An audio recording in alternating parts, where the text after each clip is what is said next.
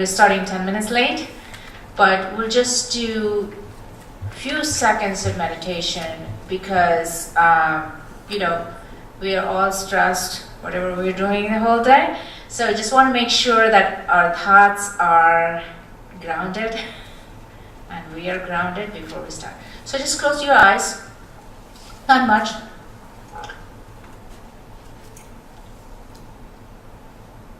Okay. So you are here today to learn Ayurveda.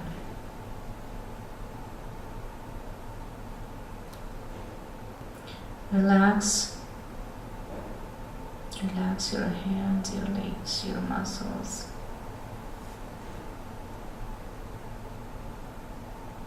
And just breathe in and out.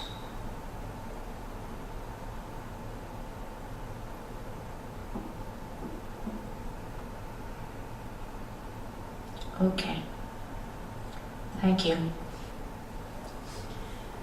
Okay, so my name is Jaya Daptardar and I practice Ayurveda in Connecticut for the last 20 years, but I learned Ayurvedic medicine from India, which is 6.5 years course, just like a medical school. And we learned all branches of Ayurveda in those 6.5 years. Went to residency and all that. So I know I asked you about Ayurveda. I think it's a learning stage for you, right? So Ayurveda is 5,000 years old healthcare system of India. That's where it came from. Okay? And now it's practicing all over the world, and it's still practicing in India. They're still practicing in India. So at that time, Ayurveda was the only system 6,000 years ago. And people did very well with their health. You know why? Because this system talks about balancing mind, body, and spirit with the alignment of the nature. So it talks more about lifestyle management. And that's why today's topic is Ayurveda and Art of Healthy Living. It talks more about the prevention. So I have a disclaimer here before we go further, because the presentation that I'm going to give it to you today is only for the educational purposes, and this information is not intended to use for treatment or cure of any disease. If you have any serious acute or chronic health conditions, please consult your physician, family doctor, or any healthcare provider who can fully assess your individual needs and provide the care you require. So the contents of this presentation or workshop may not be reproduced in part or whole without the permission of the author. Thank you. So, Ayurveda is Sanskrit word. That's where this word Ayurveda came from. Ayur means life, and Veda means science. So Ayurveda is altogether science of life. And like I said, it is old holistic system of India designed to help people live longer and healthy lifestyle. So what is the objective of this Ayurveda? Ayurveda's objective is promotion and maintenance of health of healthy person. To maintain the health of healthy person and cure the treatment of the illness of ill person. So the first thing is prevention, and that's what Ayurveda talks about. Ayurveda and yoga are sister sciences. Anybody here practices yoga or went to yoga class? Okay. So in yoga class, you learn a little bit about Ayurveda too, right? So there are sister sciences, but they are two different. One teaches more of a spirituality, that's yoga, and Ayurveda teaches lifestyle management and medicine. But they both go together, always. So I have this slide for the purpose. So here, everything depends upon the insurance and pharmaceutical company. If they authorize the medicine or insurance authorizes the care, right? So why don't we take our health care upon ourselves and make ourselves responsible for our health, right? So we don't have to depend on the insurance or the pharmaceuticals, right? How do we do that? By maintaining the lifestyle. What to eat, what not to eat, when not to eat, and that's what Ayurveda teaches, okay? So this is how Ayurveda is. It is about the balance of mind, body, and soul. That's the definition of health according to Ayurveda. And not only the balance of body, mind, and soul, but an align with the nature. So around this person is nature, okay? And according to Ayurveda, the whole philosophy of Ayurveda revolves around the 5 elements in the nature. Okay? Do you know what are those 5 elements of the nature? Yeah? No clue at all? Air, fire, water, space, and earth. Okay? So this man sitting here, around this man is nature. 5 elements of the nature. So those 5 elements are aligned. They are in us too. According to Ayurveda, these 5 elements, they pair together to make 3 pillars of life. And according to Ayurveda, those 3 pillars are Vata, Pitta, and Kapha. Anybody heard of that? Vata, Pitta, and Kapha? Yes? Okay. So today we're going to talk all about this Vata, Pitta, and Kapha and all these 5 elements in the nature. So we'll come back to this again. So how this 5 element theory converts into the 3 pillars. Let's see that. So air in the environment, air in the nature, how that air affects our human physiology. All that moves in the nature is air.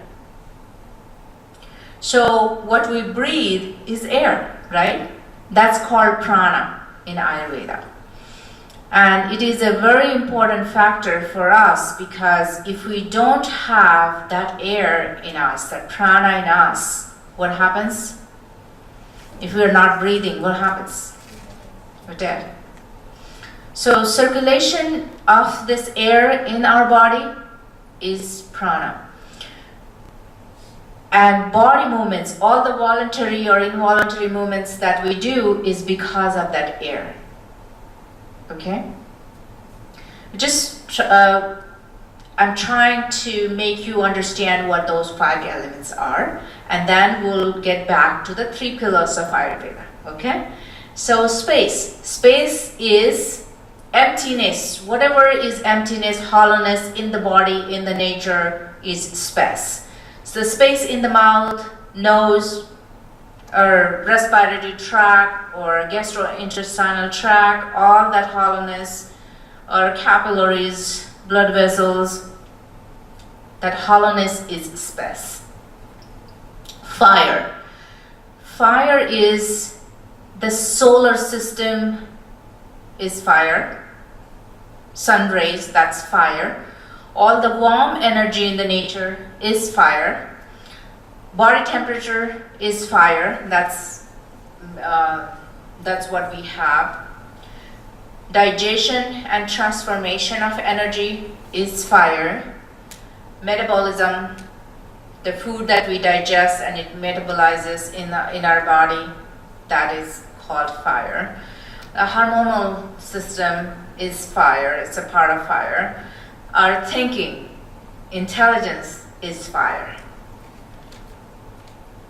Water. So how water affects our human physiology. Water in form of the rivers that we see in the nature, that's water. Water in wells or rain in the nature, that's all water. But in our body, it manifests as secretions of the glands, that's fire.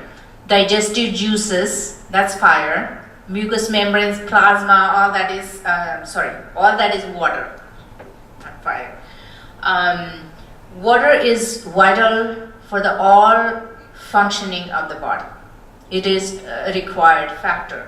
Otherwise, things will not move. Whatever we eat won't travel inside.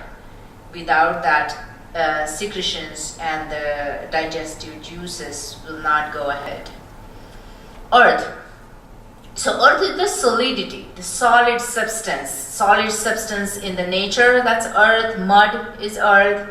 But in our body, all the binding energy, whatever binds to our muscles, our bones, is earth. That's earthy. And whole the body is holding because of the earth substance in our body. Earth is present in the microcosm of the human being. And that is also important part. So all 5 elements are important.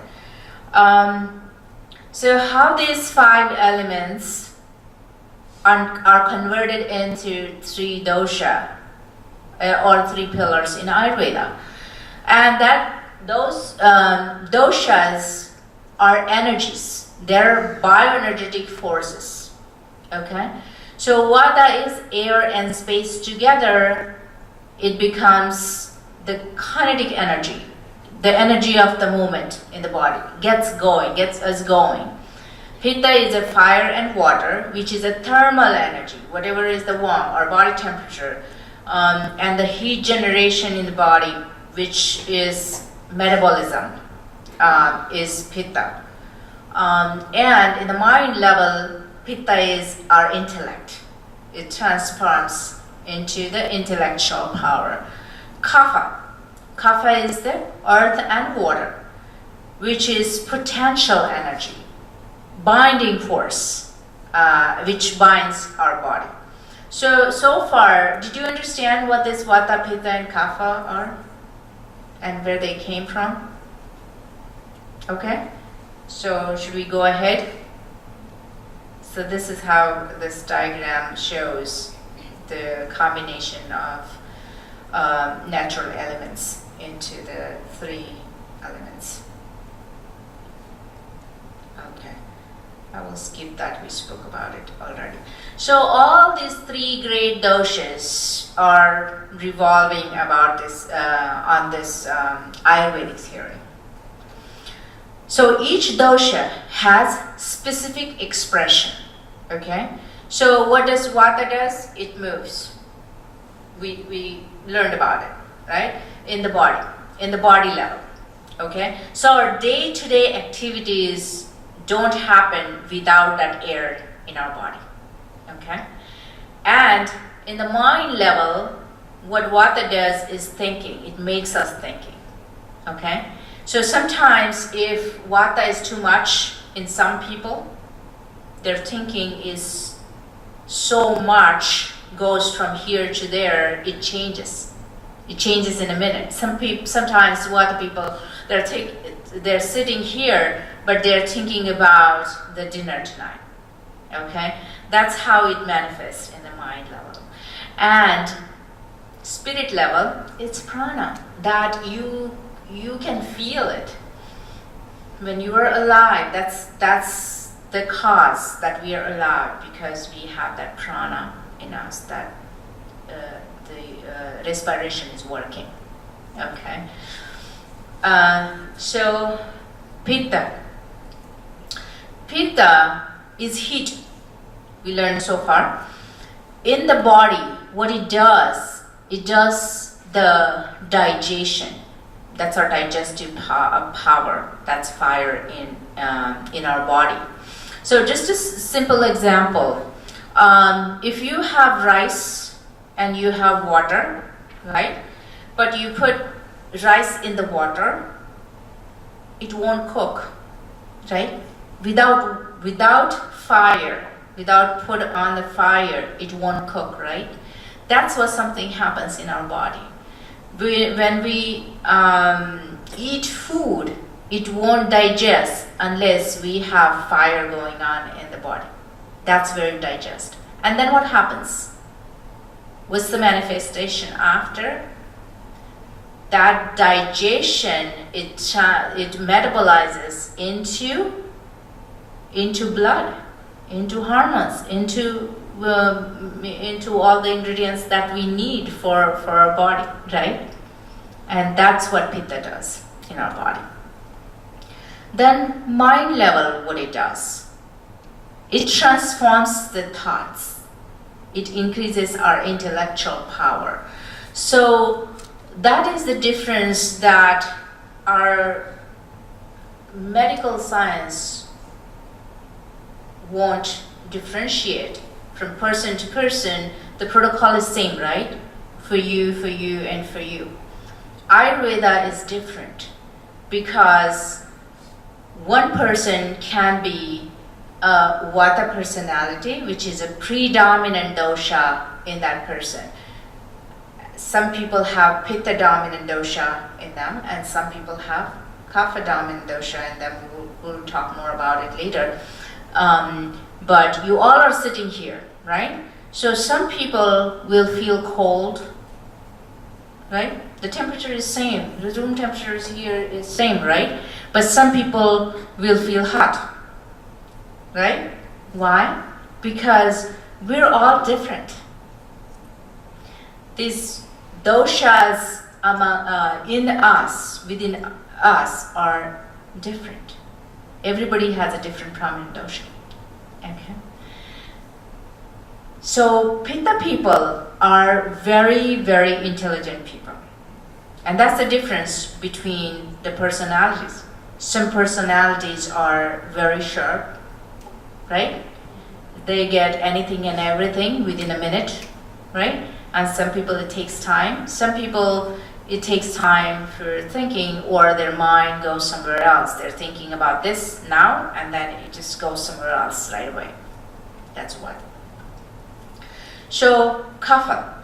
Kapha, like we learned, it binds our body, and it is secretions in our body. That's Kapha. So we need Kapha to bind our body. We need that earthy substance to bind our body. But if that's too much, it bothers us too, right? Then we get overweight, right?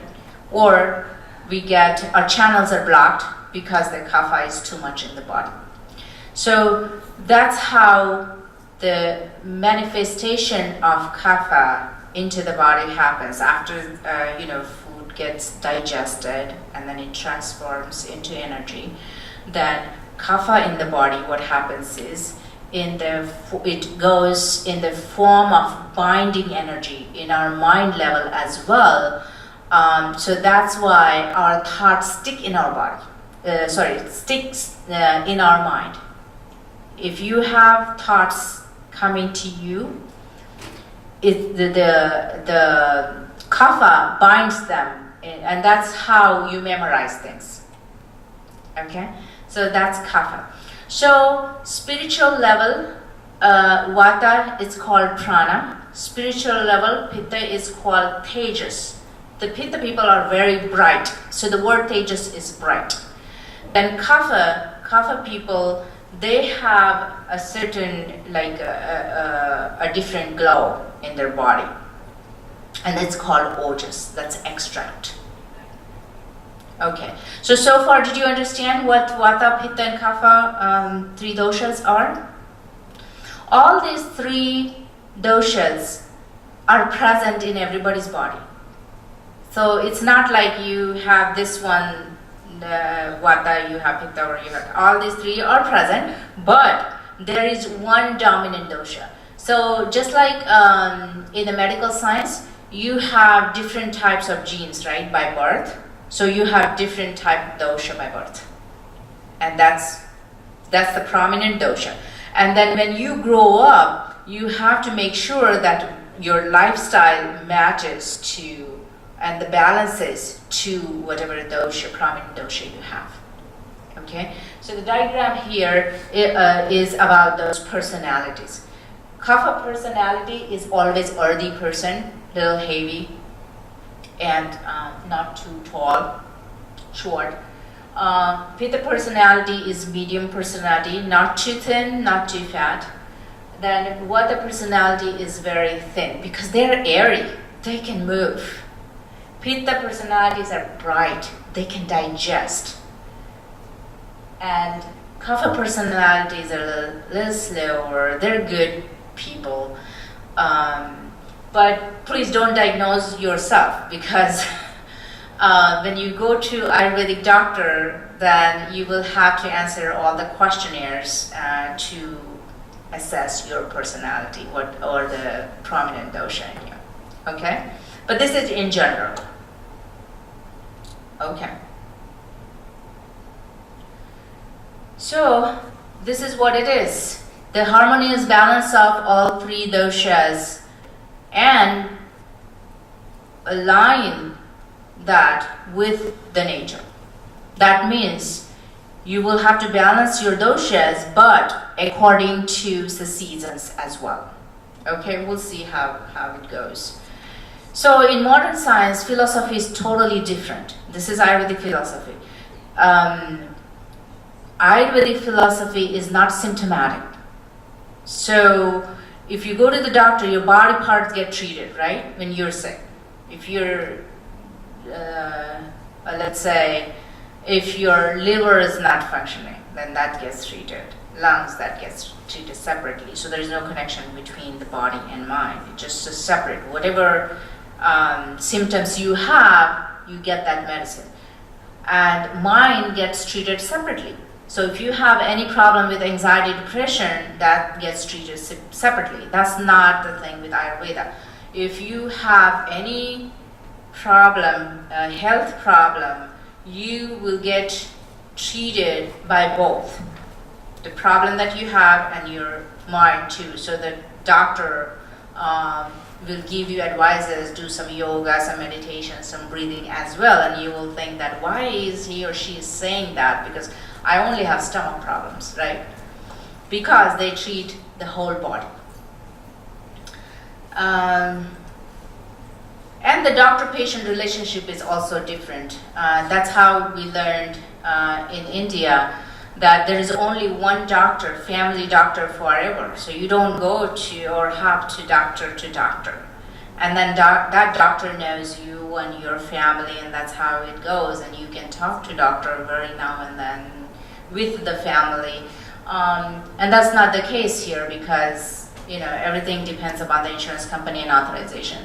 So that's how it happens nowadays, because even though you have migraine or headache, the doctor has to assess the whole body, because everything depends upon the protocol and the insurance and all that.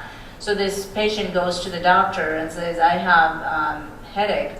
But the doctor says, you know what, you're suffering from headache, but just to play it safe, we need to do some labs and bunch of tests. But that's not how it goes with the holistic medicine. Okay, so this is again, we're back to Ayurvedic philosophy of healing. So body, mind, and soul in harmony, that's what we learn. If body is sick, mind gets sick, and vice versa. You probably noticed that if you have a stomach pain or stomach bug, what happens? You get upset. You don't want to eat. You don't want to go to school or whatever. Don't want to play, because your mind gets upset as well at the same time. And when you have anxiety or your mind is sick emotionally or whatever reason, then also you don't want to eat, right? And then your body gets sick as well. So there is a connection between gut and your mind. So health is all about living in balance. I just want to skip the slide a little bit because I'm watching the time as well. One thing I want to tell you, and it is very important, our self-power of healing. We all have self-power of healing. That's natural. Even in the nature gives us that power. Just a simple example. You watch squirrels or any birds in the nature. They have their own power of saving their life or healing. If it's too cold, it gets cold, what they do is they start eating nuts, right? The squirrels, they start eating nuts because they know that they have to survive in the winter, right? They don't have doctor. They don't have anybody to tell them what to do, right? And sometimes if you have pets, dogs or cats, you have seen that they go and they try to vomit themselves. They throw up when they're not feeling well. They go out and they do that themselves. And then they feel better. Sometimes they go out and they know what leaves, they eat some leaves or grass. They know what to do. That's their medicine. Because it's all natural. So we also have our own healing power. But too often, we underestimate the power of touch, a smile, a kind word, listening ear, all of which have the potential to turn our life around. Laughing is a medicine. Right? Kind words, that's a medicine. Right? Okay. So this is about the balances and imbalances. Now we learned about Vata, Pitta and Kapha, but now you are wondering what are those balances and imbalances. Okay? So just a simple example of balances and imbalances. In the nature, when there is shallow water or the river which moves smoothly, it's all good, right? But when it gets flooded, that's where the imbalance comes, right? And then you will experience all havoc. They will mess up, the houses and everything. Water goes out of balance, right? That's how it happens in our body if the water in our body is out of balance. Kapha in our body is out of balance. The same thing, air in the nature. When it's smoothly moving, it's all good. But when there is a storm or tornado, what happens? It ruins everything in the nature, right? That's what happens in the body. If air, Vata, is imbalanced in our body, everything goes out of balance. So Kapha is the energy of lubrication. We learned that. And like I said, seasons are also important in Ayurveda. So rainy season is Kapha. So late winter and early spring is Kapha. That's a Kapha season. So if the person has a Kapha personality and the season is also Kapha, then what's going to happen? It's going to get worse, right? So that's where the balance comes in. That's where that person has to make sure what they eat balances their Kapha. They should not eat too much fatty food. They should not eat too much of sugar to increase that Kapha in the body. That's where the balance and imbalance comes in. Okay? So mind level, Kapha people they're very calm and compassionate and patient and all that. But when imbalances in the mind, then they become greedy because everything started sticking too much in their mind. Okay?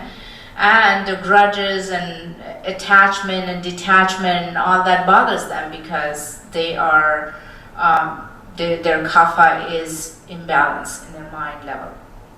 So body level, like we learn, it binds and strengthens and nourishes our body and lubricates our body and whatnot. But when it imbalances in the body, then what happens? It's too much kapha in the body.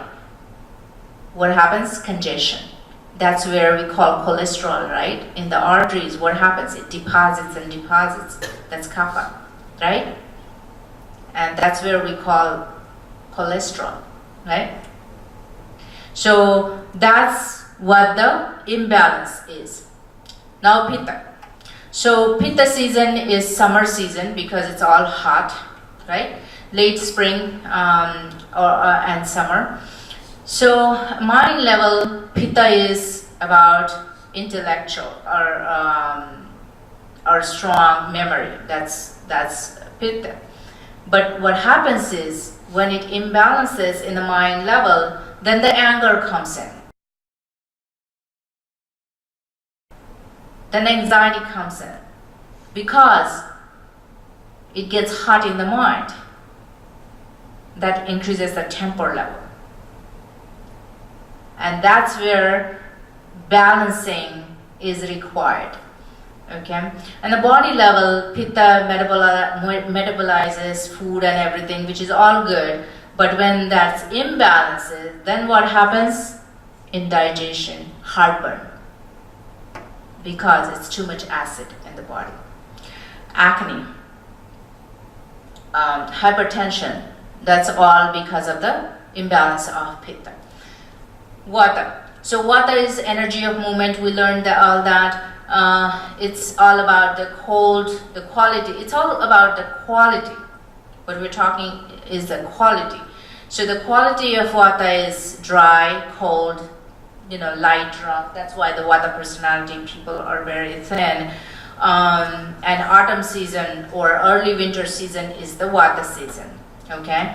So like we learned, wind, when wind is too much, it damages everything. That's what happens in our mind too. Then the fear comes in. Then poor memory comes in because of the imbalance of vata. And these people, then they think one thing. Now they think, oh, okay, I want to do this. But then in a few minutes, no, I don't want to do this. I want to do something different. That's how vata, because the air, it moves so fast in the mind. And in the body, metabolism, digestion, the flow, everything that flows or moves in the body is vata, from one place to another. When we eat food, from mouth to intestine, that movement is vata. So all these peristaltic movements and involuntary, voluntary movements are all vata. But if that imbalances, then hyperactivity comes in. That's where ADHD comes in. And that needs to be balanced. Okay? So these are about the balances and imbalances. But now we have to learn how we do that, right? So we need to control. We need to control our doshas by lifestyle management, our daily routine, what we eat, what we should eat, what we should not eat, when we should eat and when we should not eat, because Ayurveda has a whole cycle. We'll talk about it. So this picture is very simple, that we can't control the wind, but we can adjust the sails, right? It's very simple. We know this, right? But we don't know that we should do that with our body too. Because nature, we can't control the nature, right? But we can control our eating. We can control what we eat. We can do exercises, right? That's what it is, to balance and make ourselves healthy and well balanced. So I don't have time to go through this, but this is the food as a medicine. So this is the food plate here. According to Ayurveda, there are 6 tests, and we should balance our meal with all 6 tests. So if you eat one particular food all the time, this is going to imbalance in your body.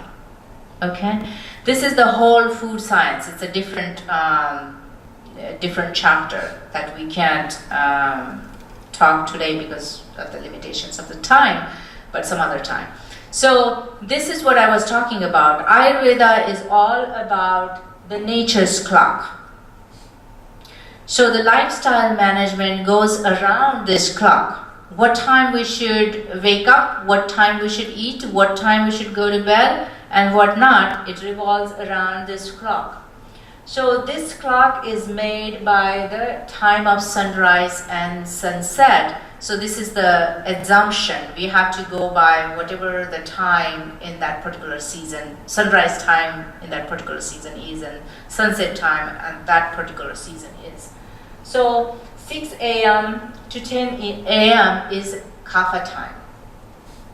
Okay? So Ayurveda actually recommends to wake up before sun rises. That's the good time to wake up. You're fresh and you have a lot of energy, because if you sleep late, then kapha in your body increases. And that's a simple science.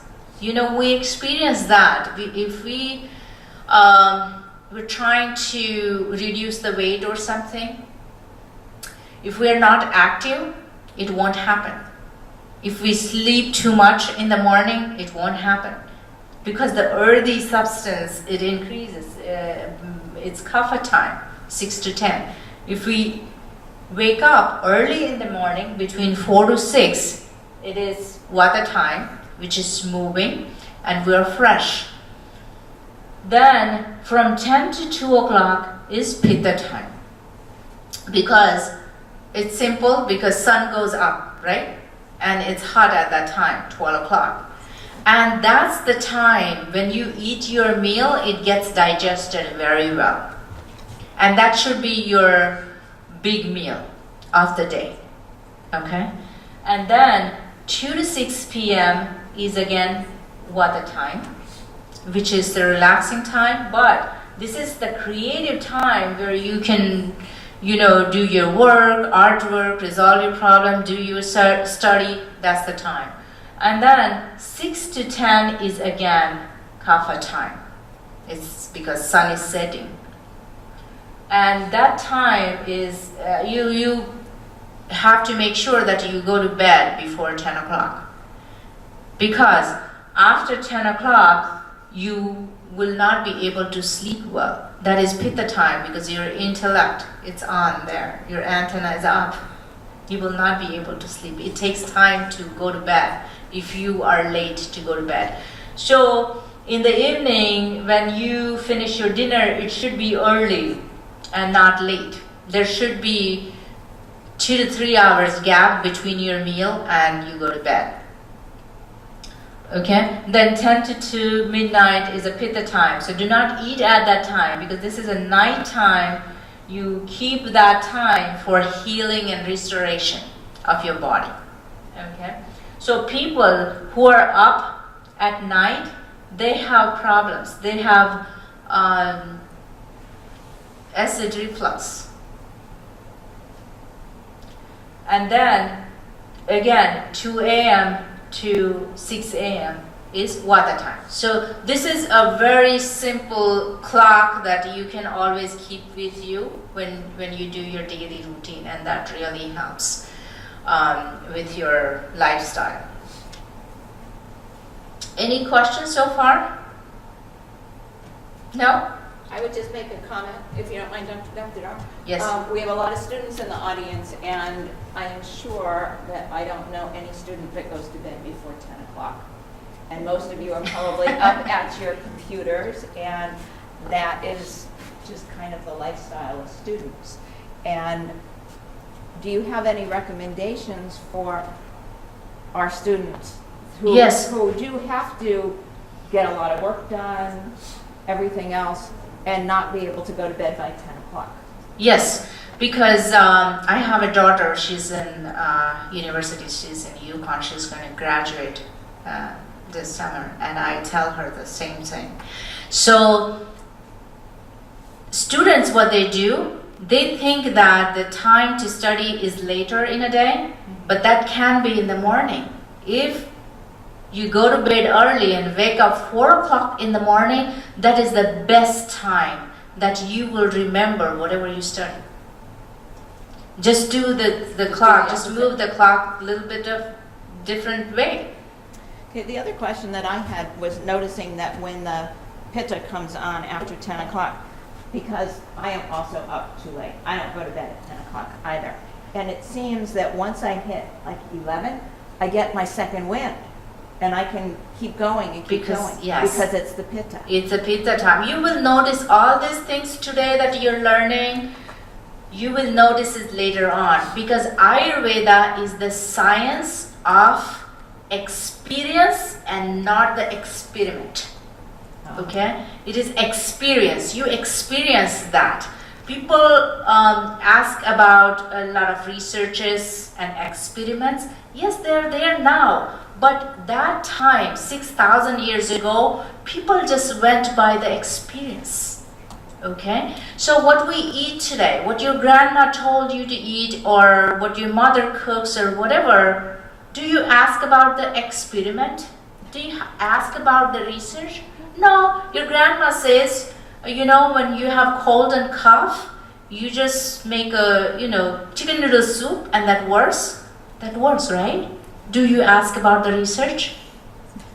No. So that's what it is. The holistic medicine, that's what it is. It is about the experience. So when you go home, I may send you the slides if you want to send them. Oh, that'd be you wonderful. Keep this clock with you. This is the seasonal chart. This is a different chart. But if you go by that and change your lifestyle a different way, you will notice you're intelligent. That you will notice the improvement. But when you improve your digestion, everything is right there. Once you improve your digestion and your cycle, you will be fine. Great, thank you. Okay, so this is the seasonal chart because season and yes. I was just saying on the last one when you said people are up late at night, they get acid reflux. Why does that happen? Yeah, because it's a pitta time, and pitta is fire, and again, Ayurveda is not just about your body constitution and this clock, but also what you eat is important. If you are a pitta type of personality and eating a lot of hot food, and again, you're up at that time, then this will increase. This pitta imbalance will be worst. And it also goes by age. Okay, so this is like when we are young, like babies, that's the kapha. Okay, and then the middle age is pitta age, and the later age is vata age. So that's what happens, and again, it's experimental. It's about the experience, not experimental. So when we get older, our skin gets older and dry because vata increases. When in the middle age, like your age, you have more acne, right? Because of the pitta, it increases in that age. It's the age and pitta both. Okay? So it is seasonal, it is according to age, it is according to clock. So there are so many factors in it. That's why it's not something that you will understand in 1 hour, but keep reading the books, you will understand more. I'm here today to make you understand the simple principles, because these are the simple principles. So when you read the book, you will understand more. Okay? Because once you understand the philosophy and what the principles are, then it's easy for you to go the next step. Okay? Okay. So this is the seasonal chart. We started 10 minutes late. Is it okay to go 5 minutes late or 10 minutes? Is that all right with the rest of the audience to go over a little bit? Okay. Okay, Okay. thank you. So I just want to go over lifestyle management because this is important for all of us. Self-care is very important. Once we take care of ourselves, probably we don't need, yes, we need doctor, but we don't need as many times that we currently need, okay?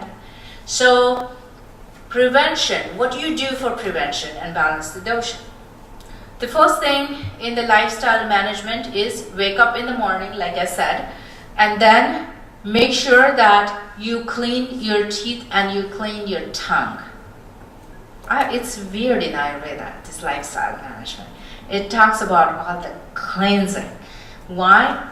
You will see in the morning your tongue is deposited with a white substance, and it's important to scrape that. Otherwise, the absorption will not take place right away. Okay? And then just make sure that you do a good breathing in the morning, because to cleanse the nasal path. Or there's a neti pot. I don't know if you heard of neti pot, to just clean the passage. Anybody use a neti pot? No? No? No. You can buy them at CVS. They're very mainstream Yeah, just to now. clean the nasal path. So cleaning of teeth, tongue, and then gargle with oil. It's really weird, but yes, that works because that gives strength to our gums, and it is antibacterial coconut oil. Okay, just simple tips. When you do that cleansing of nasal path and mouth, clean your eyes as well. Not just with the spray of water, but take the water in your hand and put your eyes in it like 5 times in and out. That's how you clean, because that gives toning to your eyes to make sure we keep or restore the capacity of our eye muscles. Okay, and then little yoga and meditation is recommended in the morning, because morning time is the best time for exercise. And then if you could, a little bit massage, oil massage, it's called abhyanga in Ayurveda, to our body and to our head, the chakra here, crown chakra. And then you get going, your classes or whatever, take a little break, because Ayurveda recommends a little breakfast in the morning and a bigger meal between 10 to 2. Okay, so if you want, you can do that, and then at 10, between 10 to 2 is your bigger meal time, your lunch time. Okay, and then after that, in the evening, you should eat between 6 to 8, and that should be your light dinner. Okay? And another thing I just want to mention, Ayurveda recommends cleansing with the seasonal cleansing. So when season changes, our body requires cleansing. It's just like, we clean our pots. If we cook something and it's more oily, you have to clean it too much, right? Because of the oil. And we clean our dustbin. Let's talk about that. We put the garbage away every day, right? But if we don't clean it, then what happens?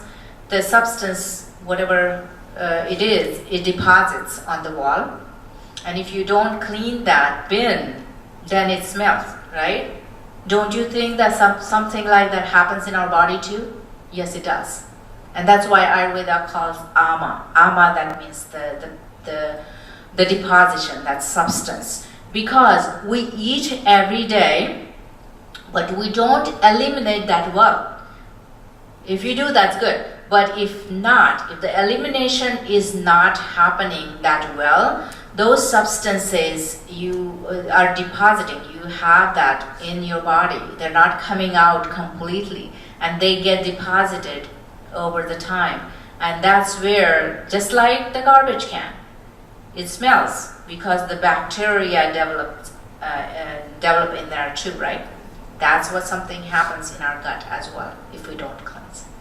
So Ayurveda also recommends time to time basis, if you feel that you are, congested or you have more ama in the body, then cleansing, that means the purgation is required to eliminate all those doshas, ama, the substances in our body, toxic substances in our body.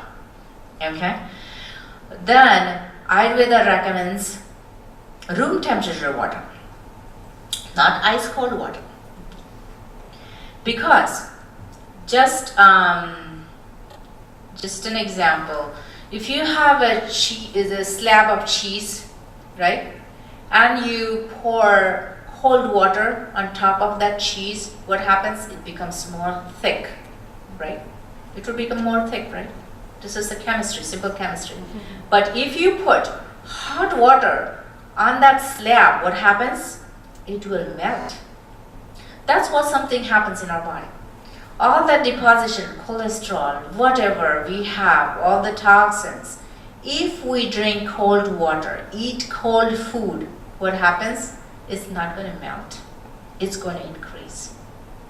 And that's why sometimes people say, whatever I do to reduce my weight, I can't do that. It doesn't happen.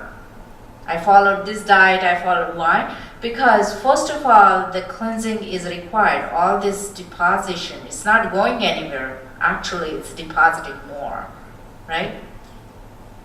So that if you start drinking warm water, you will find a difference that your body is more cleansing. Okay? Any question? So again, cleansing is not just the body cleansing, because Ayurveda is all about body, mind, and spirit. Cleansing is also required for our mind. If you're too busy and you're doing 10 different things at a time, right? You always do. What happens? You do it and do it again and again, and after a while you said, oh my God, I'm so overwhelmed, right? What is that overwhelm? It's too much in our mind that needs cleansing. Then what's the recommendation? Just calm down, do some meditation, some deep breathing, right?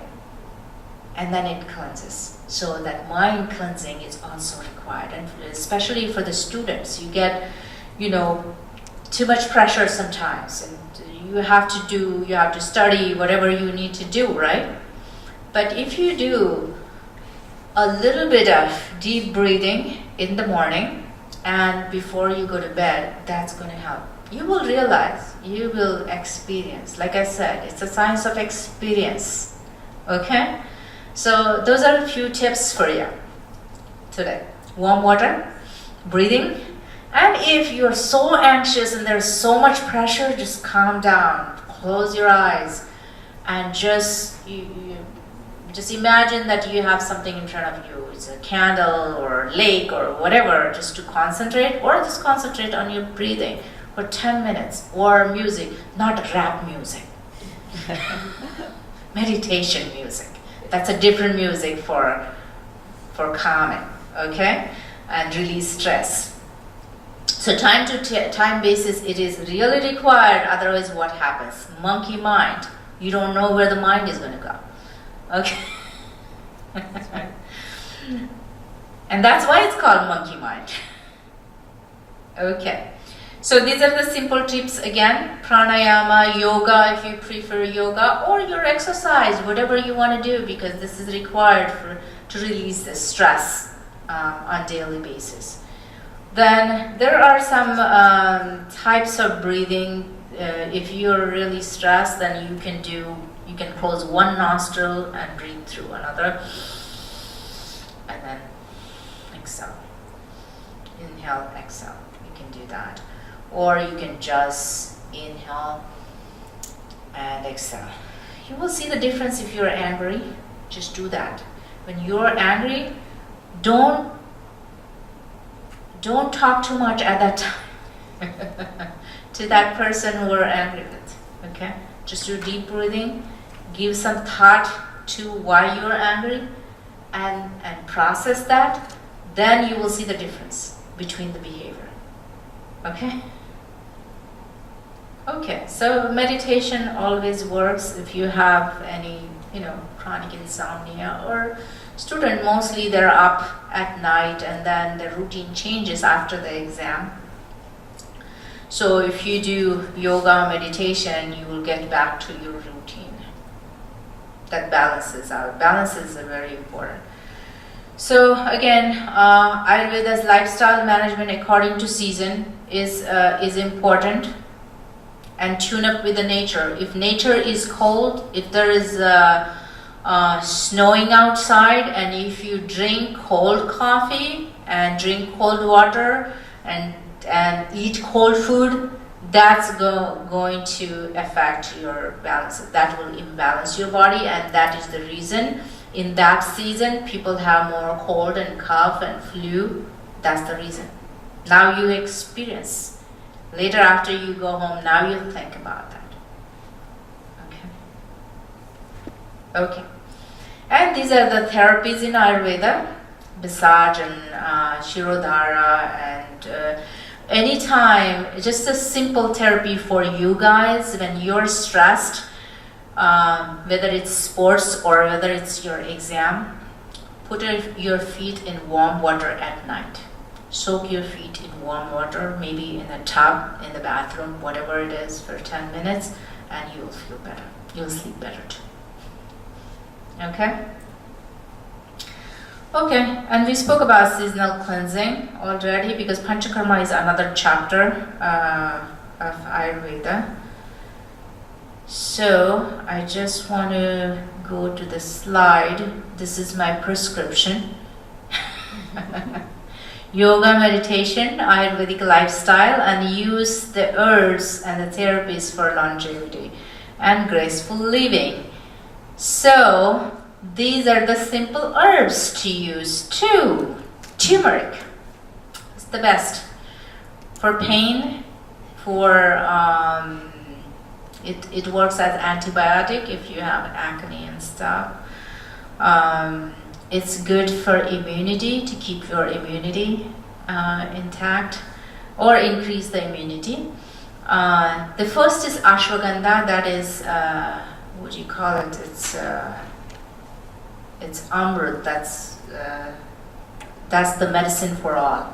I've learned that it's an adaptogen. It helps you go with the flow a little more easily.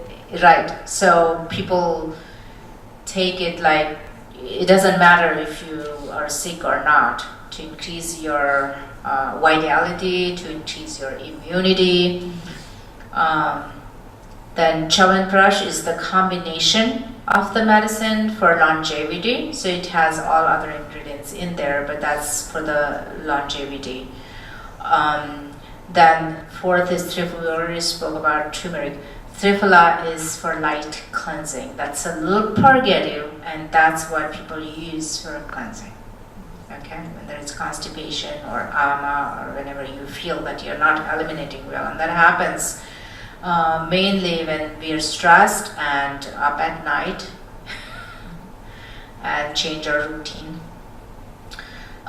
Then fifth is aloe vera. Aloe vera is very good for skin. Especially it is a medicine for young girls to balance the hormonal levels. Then Nasya hair oil. Ayurveda talks about these oils in the, because this is just like, for your car, oiling is required, for machines, oiling is required, or body oiling is required as well. So oil in the nose and ear and eyes, and oil pulling, and oil for massage, everything. We need oil to keep going, according to Ayurveda. Okay. And at the end, we are almost 18 now. I just want to do this aromatherapy with you, okay? This is for bliss, okay? So it is a pressure point therapy, energy therapy of Ayurveda. So these are the points that we're going to follow. This is the middle point. Just press this 3 or 4 times, 5 times. Okay. Then go to the end of the eyebrow and press there.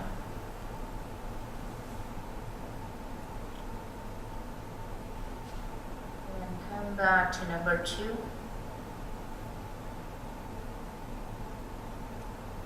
And press there.